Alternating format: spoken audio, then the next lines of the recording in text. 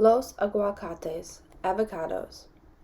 Esperanza's breath made smoky vapors in front of her face as she waited for the truck to take her to tie grapevines. She shifted from foot to foot and clapped her gloved hands together and wondered what was so new about the new year. It had already seemed old with the same routines. She worked during the week, she helped Hortensia cook dinner in the late afternoons. In the evening, she helped Josefina with the babies and Isabel with her homework. She went to see Mama on Saturdays and Sundays. She huddled in the field near a smudged pot to keep warm, and mentally counted the money she would need to bring Abuela here. Every other week, with the small amounts she saved, she bought a money order from the market and put it in her valise. She figured that if she kept working until peaches, she would have enough for Abuela's travel. Her problem then would be how to reach Abuela. The men went down the rows first, pruning the thick grapevines and leaving a few long branches or canes on each trunk. She followed along with the others and tied the canes on the taut wire that was stretched post to post. She ached from the cold and had to keep moving all day long to stay warm. That night, as she soaked her hands in warm water, she realized that she no longer recognized them as her own. Cut and scarred, swollen and stiff, they looked like the hands of a very old man. "Are you sure this will work?" asked Esperanza, as she watched Hortensia cut a ripe avocado in half. "Of course," said Hortensia, removing the big pit and leaving a hole in the heart of the fruit.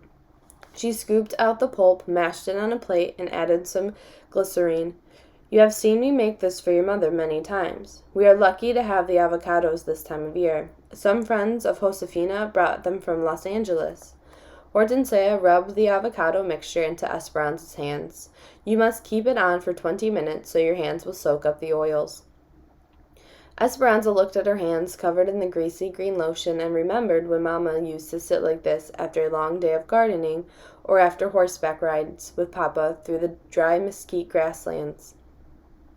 When she was a little girl, she had laughed at Mama's hands covered in what looked like guacamole, but she had loved for her to rinse them because afterward Esperanza would take Mama's hands and put the palms on her own face so she could feel their suppleness and breathe in the fresh smell. Esperanza was surprised at the simple thing she missed about Mama. She missed her way of walking into a room, graceful and regal. She missed watching her hands crocheting, her fingers moving nimbly. And most of all, she longed for the sound of Mama's strong and assured laughter. She put her hands under the faucet, rinsed off the avocado, and patted them dry. They felt better, but still looked red and weathered. She took another avocado cut in half, swung the knife into the pit, and pulled it from the flesh. She repeated Hortensia's recipe, and as she sat for the second time with her hands smothered, she realized that it wouldn't matter how much avocado and glycerine she put on them, they would never look like the hands of a wealthy woman from El Rancho de las Rosas, because these were the hands of a poor campesina. It was at the end of grape tying when the doctor stopped Esperanza and Miguel in the hallway of the hospital before they could reach Mama's room. "I asked the nurses to alert me when they saw you coming. I'm sorry to tell you that your mother has pneumonia." "How can that be?" said Esperanza, her hands beginning to shake as she stared at the doctor. "I thought she was getting better." "This disease, valley fever, makes the body tired and susceptible to other infections. We are treating her with medications. She is weak. I know this is hard for you, but we'd like to ask that she have no visitors for at least a month, maybe longer. We can't take a chance that she will contract another infection from any outside germs that might be brought into the hospital. Can I see her just for a few moments?" The doctor hesitated, then nodded and walked away. Esperanza hurried to Mama's bed and Miguel followed. Esperanza couldn't imagine not seeing her for so many weeks. "Mama," said Esperanza. Mama slowly opened her eyes and gave Esperanza the smallest smile. She was thin and frail, her hair was strewn and bedraggled, and her face was so white that it seemed to fade into the sheets, as if she would sink into the bed and disappear forever. Mama looked like a ghost of herself. "The doctor and I can't come to visit for a while." Mama nodded, her eyelids slowly falling back down as if it had been a burden to keep them up. Esperanza felt Miguel's hand on her shoulder. "Anza, we should go," he said. But Esperanza would not move. She wanted to do something for Mama, to help make her better. She noticed the brush and hairpins on the bedside table. She carefully rolled Mama on her side and gathered all of her hair together. She brushed it and plaited it into a long braid. Wrapping it around Mama's head, she gently pinned it into place. Then she helped Mama lay on her back, her hair now framing her face against the white linens like a braided halo, like she used to wear it in Aguaslintas. Esperanza bent down close to Mama's ear. "Don't worry, Mama. Remember, I will take care of everything. I am working, and I can pay the bills. I love you." Mama said softly, "I love you too." And as Esperanza turned to leave, she heard Mama whisper, "No matter what happens." "You need to get away from the camp, Esperanza," said Hortensia as she handed her the grocery list and asked her to go to the market with Miguel. "It is the 1st of spring, and it's beautiful outside." "I thought you and Josefina always looked forward to marketing on Saturday," said Esperanza. "We do, but today we are helping Melina and Irene make enchiladas. Could you go for us?" Esperanza knew they were trying to keep her occupied. Mama had been in the hospital for 3 months, and Esperanza hadn't been allowed to visit for several weeks. Since then, Esperanza hadn't been acting like herself. She went through the motions of living. She was polite enough, answering everyone's questions with the simplest answers, but she was tormented by Mama's absence. Papa, Abuela, Mama, who would be next? She crawled into bed as early as possible each night, curled her body into a tight ball, and didn't move until morning.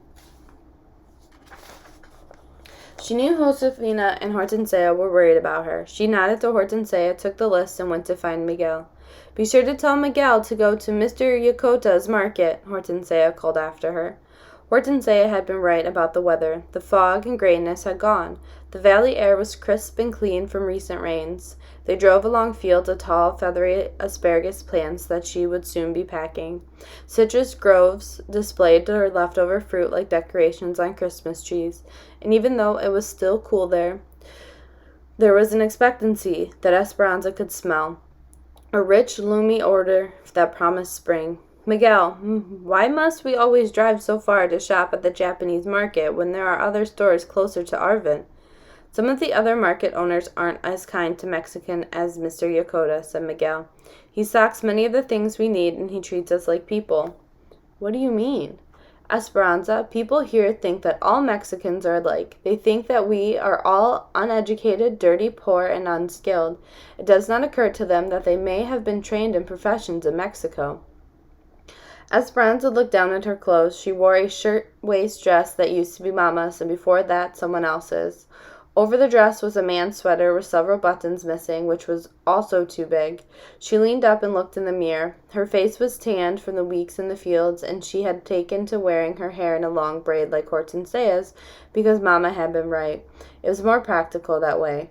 "Miguel, how could anyone look at me and think I was uneducated?" He smiled at her joke. "The fact remains, Esperanza, that you, for instance, have a better education than most people's children in this country. But no one is likely to recognize that or take the time to learn it. Americans see us as one big brown group who are good for only manual labor. At this market, no one stares at us or treats us like outsiders or calls us dirty greasers.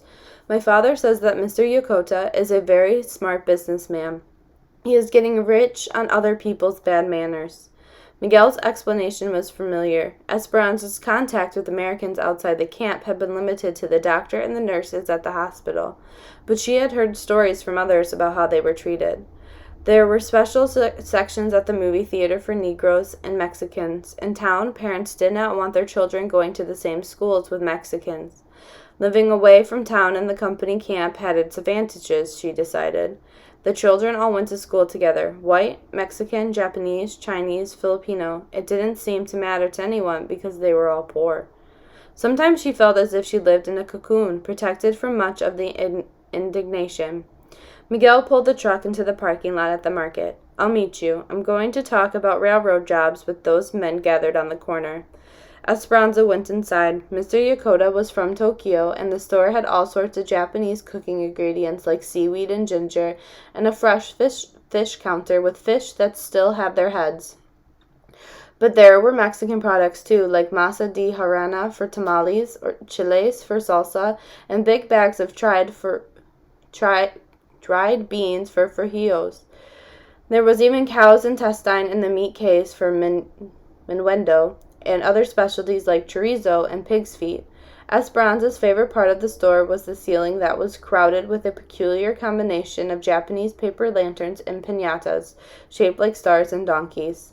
There was a small tissue donkey that Esperanza had noticed before. It was like the one Mama had bought her a few years ago. Esperanza had thought it was so cute that she had refused to break it, even though it had been filled with sweets. Instead, she had hung it in her room above her bed. A clerk walked by and impulsively she pointed to the miniature piñata. Por favor, she said. Please. She bought the other things she needed, including another money order. That was one more benefit of Mr. Yokota's market. She could buy money orders there. She was waiting in the truck when Miguel came back. Another money order? What do you do with them all? Asked Miguel. I saved them in my valise. They are for such small amounts, but together they'll be enough to someday bring Abuela here. And the piñata? It's not anyone's birthday. I bought it for Mama. I'm going to ask the nurses to put it near her bed so she'll know that I'm thinking of her. We can stop by the hospital on the way back. Will you cut a hole in the top for me so I can put the caramels inside? The nurses can eat them. He took out his pocket knife and made an opening in the piñata. While Miguel drove, Esperanza began feeding in the caramels. Not far down the main road they approached an almond grove, the trees flushed with gray-green leaves and white blossoms. Esperanza noticed a girl and a woman walking hand in hand, each with a grocery bag in her other arm. She couldn't help but think what a nice scene it made, with the two women framed against so many spring blossoms. Esperanza recognized one of them. I think that is Marta. Miguel stopped the truck, then slowly backed up. We should give her a ride. Esperanza reluctantly nodded, remembering the last time they'd given her a lift, but she opened the door. Esperanza, Miguel, que buena suerte. What good luck, said Marta. This is my mother, Ada. Thanks for the ride. Marta's mother had the same short, curly black hair, but hers was sprinkled with gray. Miguel got out and put all the groceries in the truck bed so they could sit in the front. Ada said, I heard about your mother, and I've been praying for her. Esperanza was surprised and touched. Thank you. I'm grateful. Are you going to our camp? Asked Miguel. No, said Marta. As you probably know, I'm not welcome there. We're going a mile or so up the road to the strikers' farm. We were tossed out of the migrant workers' camp, and we were told either to go back to work or leave. So we left. We aren't going to work under those disgusting conditions and for those pitiful wages. Ada was quiet and nodded when Marta talked about the strike. Esperanza felt a twinge of envy when she noticed that Marta never let go of her mother's hand. There are hundreds of us together at this farm, but thousands around the country, and more people join our cause each day. You are new here, but in time you'll understand what we're trying to change. Turn left, she said, pointing to a dirt road rutted with tire marks. Miguel turned down the path bordered in cotton fields. Finally, they reached several acres of land surrounded by chain-link fencing and barbed wire, its single opening guarded by several men wearing armbands. Akwai, right here, said Ada. What are the guards for? Asked Esperanza. They're for protection, said Marta. The farmer who owns the land is sympathetic to us, but a lot of people don't like the strikers causing trouble. We've had threats. The men take turns at the entrance. Miguel pulled the truck to the side of the road and stopped. There were only 10 wooden toilet stalls for hundreds of people, and Esperanza could smell the effects from the truck. Some people lived in tents, but others had only burlap bags stretched between poles. Some were living in their cars or old trucks. Mattresses were on the ground where people and dogs rested. A goat was tied to a tree. There was a long pipe that lay on top of the ground and a line of water spigots sticking up from it.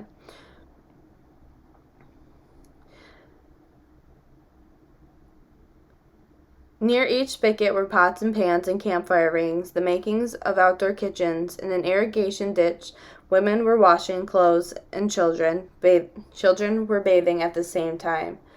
Clotheslines ran everywhere. It was a great jumble of humanity and confusion. Esperanza could not stop looking. She felt hypnotized by the squalor, but Marta and her mother didn't seem the least bit embarrassed. Home, sweet home, said Marta. They all climbed out of the truck, but before Marta and Ada could retrieve their groceries, a Campesino family coming from the opposite direction approached them. The children were dirty and skinny, and the mother held an infant who was crying. "Do you have food so that I can feed my family?" said the father. "We were thrown out of our camp because I was striking. My family has not eaten in 2 days. There are too many people coming into the valley each day who will work for pennies. Yesterday I worked all day and made less than 50 cents, and I cannot buy food for 1 day with that. I was hoping that here with others who would have been through the same." "You are welcome here," said Ada. Esperanza reached into the truck bed and opened the large bag of beans. "Hand me your hat, senor." The man handed over his large sun hat, and she filled it with dried beans, then gave it back to him. "Gracias, gracias," he said. Esperanza looked at the 2 older children, their eyes watery and vacant. She lifted the piñata and held it out to them. They said nothing but hurried toward her and took it and ran back to their family. Marta looked at her. "Are you sure you weren't already on our side?" Esperanza shook her head. "They were hungry, that's all. Even if I believed in what you are doing, I must take care of my mother." Ada put her hand on Esperanza's arm and smiled. "We all do what we have to do. Your mother would be proud of you." Miguel handed them their bags, and they walked toward the farmer's field. Before they reached the gate, Marta suddenly turned and said, "I shouldn't be telling you this, but the strikers are more organized than they appear. In a few weeks, during asparagus, things are going to happen all over the county. We're going to shut down everything, the fields, the sheds, the railroad. If you have not joined us by then, be very careful." Then she hurried to catch up with her mother. As Miguel and Esperanza rode back to Arvin, neither of them said a word for many miles. Marta's threat and the guilt of having a job weighed heavily on Esperanza's mind. "Do you think they are right?" she asked. "I don't know," said Miguel. "What the man said is true. I've heard that there will be 10 times the people here looking for jobs in the next few months from Oklahoma, Arkansas, Texas, and other places too, and that they are poor people like us, who need to feed their families too. If so many come and are willing to work for pennies, what will happen to us? But until then, with so many joining the strikes, I might be able to get a job at the railroad." Esperanza's mind wrestled with Miguel's words. For him, the strike was an opportunity to work at the job he loved and to make it in this country. But for her, it was a threat to her family, to her finances, Abuela's arrival, and Mama's recuperation. Then there was the matter of her own safety. She thought of Mama and Abuela, and she knew there was only one thing for her to do. Esperanza studied her hands a few nights later as she walked toward the cabin and hoped Hortensia had a few more avocados. It was later than usual. She had been weeding asparagus in a far field, so she had been on the last truck. When she arrived at the cabin, everyone was crowded around the small table. There were fresh tortillas on a plate, and Hortensia was stirring a pan of maca, scrambled eggs with shredded meat, onions, and peppers. It was Miguel's favorite, but they usually ate it for breakfast. "What is the occasion?" asked Esperanza. "I got a job in the machine shop at the railroad." "Oh, Miguel, that's good news." "So many railroad workers have joined the strikers. I know it might be temporary, but if I do a good job, maybe they'll keep me." "That is right," said Alfonso. "You do good work. They will see it. They will keep you." Esperanza sat down and listened to Miguel tell the others about the job, but she wasn't hearing his words. She was seeing his eyes, dancing like Papa's when he used to talk about the land. She watched Miguel's animated face, thinking that at last his dreams were coming true. Los Asparagus. Marta was right. The strikers were more organized than ever. They handed out flyers in front of every store. They painted the sides of old barns with their slogans and held big meetings at the farm. For those who continued to work, there were still jobs, but Esperanza could hear the tightness and worry in her neighbors' voices. She worried, too, about what would happen if she didn't have a job. Asparagus would be a long season, sometimes up to 10 weeks, but it had to be picked before the high temperatures touched the valley in June. The strikers knew that if they could slow down the workers, it would affect the growers. So when the tender stalks were ready, the strikers were ready too. Esperanza got on the flatbed truck with Hortensia and Josefina for the first day of packing. The company had sent a man with a gun to ride on the truck with them, for protection, they said, but the gun frightened Esperanza. When they arrived at the sheds, a crowd of women erupted into shouting and booing. They carried signs that said, "Strike! Strike!" Among them were Marta and her friends, and they were yelling, "Help us feed our children! We must all join together if we are all to eat. Save your countrymen from starving!" When Esperanza saw their menacing faces, she wanted to run back to the safety of the cabin. Do laundry, clean diapers, anything but this. She wanted to tell them that her mother was sick, that she had to pay the bills. She wanted to explain to them about Abuela and how she had to find a way to get some money to her so she could travel. Then maybe they'd understand why she needed the job. She wanted to tell them that she did not want anyone's children to starve, but she knew it would not matter. The strikers only listened if you agreed with them. She reached for Hortensia's hand and pulled her close. Josefina marched towards the shed, looking straight ahead. Hortensia and Esperanza stayed close behind, never letting go of each other. One of the women from their camp called out, "We make less money packing asparagus than you do. When you pick cotton, leave us alone. Our children are hungry too." When the guard wasn't looking, one of the strikers picked up a rock and threw it at the woman, barely missing her head, and the workers all hurried toward the shed. The strikers stayed near the road, but Esperanza's heart was still beating wildly as she and the woman took their places to pack the asparagus. All day, as she sorted and bundled the delicate spears, she heard their chanting and their threats. That night at dinner, Alfonso and Juan told how they had the same problems in the fields. Strikers waited for them, and they had to cross picket lines to get to work. Once in the fields, they were safe, protected by guards the company had sent. But the lugs of asparagus that were sent back to the sheds had been taken across the picket lines, and the strikers often slipped surprises beneath the harvest. The strike continued for days. One afternoon, as Josefina took a handful of asparagus from a crate, a large rat jumped out at her. A few days later, Esperanza heard a terrible scream from one of the women, and several wreathing gopher snakes slithered out of a crate. They found razor blades and shards of glass in the field bends, and the women, usually efficient and quick to unpack the asparagus, slowed down and were hesitant to grab the vegetables from their boxes. When several of them heard a rattling from beneath a pile of stalks, the supervisors took the entire crate out of the yard, dumped it, and found an angry rattlesnake inside. "It was a miracle that no one was bitten by that snake," said Hortensia. That night at dinner, they were all gathered in one cabin eating caldo de albagones, meatball soup. "Did you see it?" asked Isabel. "Yes," said Esperanza. "We all saw it. It was frightening, but the supervisor cut its head off with the hoe." Isabel cringed. "Can't they do anything to the strikers?" asked Hortensia. "It's a free country," said Miguel. "Besides, the strikers are careful. As long as they stay near the road and the guards don't actually see them do anything aggressive, then no, there's not much anyone can do. It's the same at the railroad. I pass the picket lines every day and listen to the yelling and the insults. It's the yelling all day long that bothers me," said Hortensia. "Remember, do not respond to them," said Alfonso. "Things will get better." "Papa," said Miguel, "things will get worse. Have you seen the cars and trucks coming through the pass in the mountains? Every day, more and more people. Some of them say they will pick cotton for 5 and 6 cents a pound, and will pick produce for less. People cannot survive on such low wages." "Where will it end?" said Josefina. "Everyone will starve if people work for less and less money." "That is the strikers' point," said Esperanza. No one said anything. Forks clinked on the plates. Pepe, who was sitting in Esperanza's lap, dropped a meatball on the floor. "Are we going to starve?" asked Isabel. "No, mija," said Josefina. "How could anyone starve here with so much food around us?"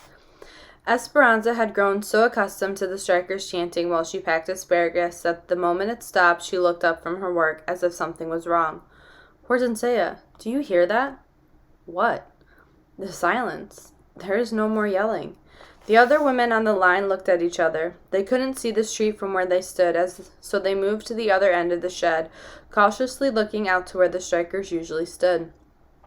In the distance, a caravan of gray buses and police cars headed fast toward the shed, dust flying in their wakes. "Immigration!" said Josefina. "It is a sweep!" The picket signs lay on the ground discarded, and like a mass of marbles they had already been hit. The strikers scattered into the fields and toward the boxcars on the tracks, anywhere they could hide. The buses and cars screeched to a stop, and immigration officials and police carrying clubs jumped out and ran after them. The women in the packing shed huddled together, protected by the company's guard. "What about us?" said Esperanza, her eyes riveted on the guards who caught the strikers and shoved them back towards the buses. They would surely come into the shed next with so many Mexicans working here. Her fingers desperately clenched Hortensia's arm. "I cannot leave Mama." Hortensia heard the panic in her voice. No, Esperanza, they are not here for us. The growers need the workers. That is why the company guards us." Several immigration officials, accompanied by police, began searching the platform, turning over boxes and dumping out field bins. Hortensia was right. They ignored the workers in their stained aprons, their hands still holding the green asparagus. Finding no strikers on the dock, they jumped back down and hurried to where a crowd was being loaded onto the buses. "Americana! Americana!" yelled one woman, and she began to unfold some papers. One of the officials took the papers from her and tore them into pieces. "Get on the bus," he ordered. "What will they do with them?" asked Esperanza. "They will take them to Los Angeles and put them on the train to El Paso, Texas, and then to Mexico," said Josefina. "But some of them are citizens," said Esperanza. "It doesn't matter. They are causing problems for the government. They are talking about forming a farm workers' union, and the government and the growers don't like that." "What about their families? How will they know?" "Word gets out. It is sad. They leave the buses parked at the station until late at night with those they captured on board. Families don't want to be separated from their loved ones and usually go with them. That is the idea. They call it a voluntary deportation, but it is not much of a choice." Two immigration officials positioned themselves in front of the shed. The others left on the buses. Esperanza and the other women watched the despondent faces and the windows disappear. Slowly the women reassembled on the line and began to pack again. It had all lasted only a few minutes. "What happens now?" asked Esperanza. "La Migra will keep their eyes open for any strikers that might come back," said Josefina, nodding toward the two men stationed nearby. "And we go back to work and feel thankful it is not us on that bus." Esperanza took a deep breath and went back to her spot. She was relieved, but still imagined the anguish of the strikers. Troubled thoughts stayed in her mind. Something seemed very wrong about sending people away from their own free country because they had spoken their minds. She noticed she needed more bands to wrap around the asparagus bundles and walked to the back of the dock to get them. Within a maze of tall crates, she searched for the thick rubber bands. Some of the boxes had been tossed over by the immigration officials, and as she bent down to set one straight, she sucked in her breath, startled by what was in front of her. Marta was huddled in a corner, holding her finger to her lips, her eyes begging for help. She whispered, "Please, Esperanza, don't tell. I can't get caught. I must take care of my mother." Esperanza stood frozen for a moment, remembering Marta's meanness the first day in the truck. If she helped her and someone found out, Esperanza would be on the next bus herself. She couldn't risk it and started to say no. But then she thought about Marta and her mother holding hands, and couldn't imagine them being separated from each other. And besides, they were both citizens. They had every right to be here. She turned around and headed back to where the others were working. No one paid any attention to her.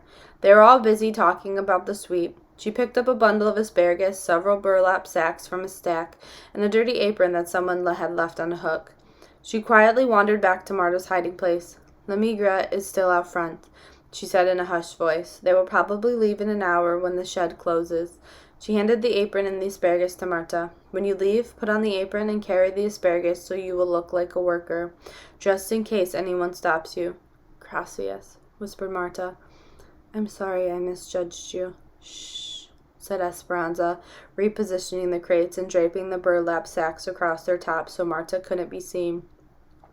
"Esperanza," called Josefina, "where are you? We need the rubber bands." Esperanza stuck her head around the corner and saw Josefina with her hands on her hips, waiting. "Coming," she called. She grabbed a bundle of bands and went back to work, as if nothing had happened. Esperanza lay in bed that night and listened to the others in the front room talk about the sweeps and the deportations. They went to every major grower and put hundreds of strikers on the buses, said Juan. Some say they did it to create more jobs for those coming from the east, said Josefina. We are lucky the company needs us right now. If they didn't, we would be next. We have been loyal to the company, and the company will be loyal to us, said Alfonso. I'm just glad it's over, said Hortensia. It is not over, said Miguel. In time they will be back, especially if they have families here. They will reorganize, and they will be stronger. There will come a time when we will have to decide all over again whether to join them or not. Esperanza tried to go to sleep, but the day spun in her mind. She was glad she had kept working and thankful that her camp had voted not to strike, but she knew that under different circumstances, it could have been her on that bus. And then what would Mama have done? Her thoughts jumped back and forth. Some of those people did not deserve their fate today. How was it that the United States could send people to Mexico who have never even lived there? She couldn't stop thinking about Marta. It didn't matter if Esperanza agreed with her cause or not. No one should have to be separated from her family. Had Marta made her way back to the strikers' farm without getting caught? Had she found her mother? For some reason, Esperanza had to know. The next morning, she begged Miguel to drive by the farm. The field was still surrounded by the chain link fence, but no one was protecting the entrance this time.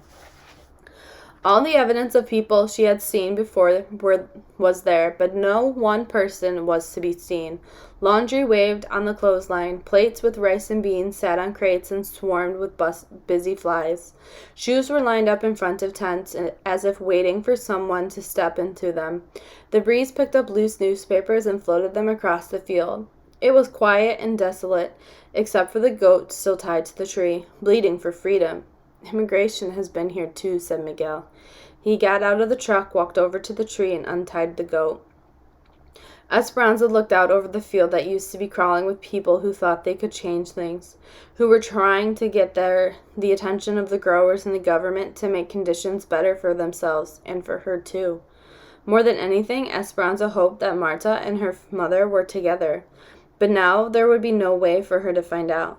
Maybe Marta's aunt would hear eventually. Something colorful caught her eye. Dangling from a tree branch were the remnants of the little donkey piñata that she had given the children, its tissue streamers fluttering in the breeze. It had been beaten with a stick, its insides torn out.